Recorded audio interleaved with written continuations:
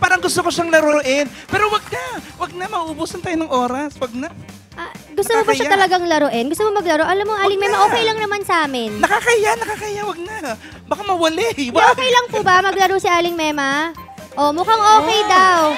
Nakakaya naman. Sige, pagbibigyan ka namin. Mang Larry, ito na. Naka-ready na. Oh, bibigyan ka namin ng word, Aling Mema. Galingan mo, ha? Grabe, para ako naiihi. Request mo to, di ba? Naku. Request mo ba talaga? Hindi ko ito na-request. Eto Ano na. bang hinihintay natin? Laugh! Camera! Action! Woo! Ay, blanco. Ay, ito pala.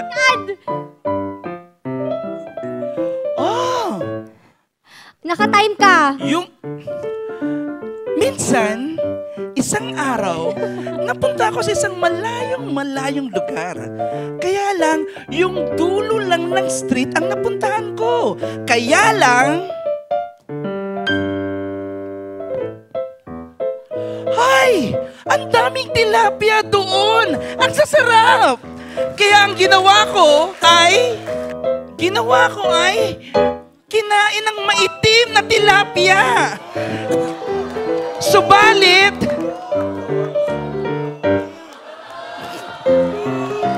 Subalit, madulas yung mga tilapia.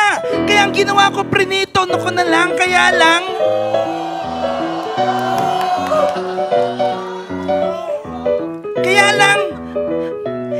inilagay ko sa kilikili yung tilapia.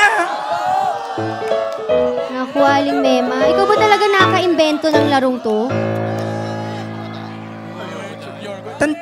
Abangan ko kayo sa gate, Aling Mema, naku, mukhang masama ang tingin sa... Naku, hindi na tumitingin sa'yo si Derek. Dito lang ako. Si Marian, no? Parang nawala yung ngiti sa kanyang mga labi. Yan. Anong masasabi mo kay Aling Mema? Upo ka na lang. Miss Marian, I second the motion. Hindi. Sandali lang. May tatanong Hindi, kasi totoo naman. Sabi ko nga nung parang nag-commercial gap tayo, ang hirap laruin, lalo na kapag hindi gumagana talaga yung utak mo. So sa lahat ng sumali talaga. Pero lang sa'yo, ha? Totoo. Pero lang sa'yo. Upo ka na. Oo nga. Ay, si Derek, mukhang hindi na tumitingin sa'yo eh. Tanungin natin kung may masasabi pa siya, kung gusto pa niya mag-waste ng time sa'yo. Stoy! So, Inaano ba kita, Sheena? Ako punong-puno na talaga ako sa'yo, ha? Sandali. Yung skinless longganisa, hindi pa bayad. Derek, oh! Uupo na lang ako. I love you, Direk.